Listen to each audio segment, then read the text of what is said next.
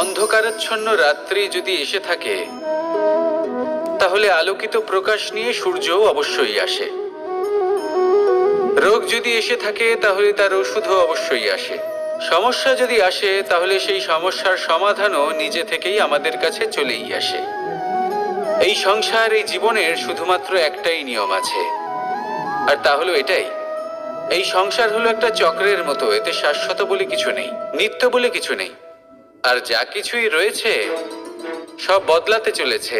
যদি আপনার জীবনে দুঃখ থাকে, সমস্যা থাকে, যদি আপনি বিপদ দ্বারা আচ্ছন্ন, তাহলে মনে রাখবেন সবকিছু বদলে যেতে চলেছে।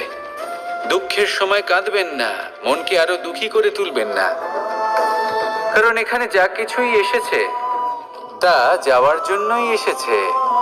তাহলে এত চিন্তা কিসের?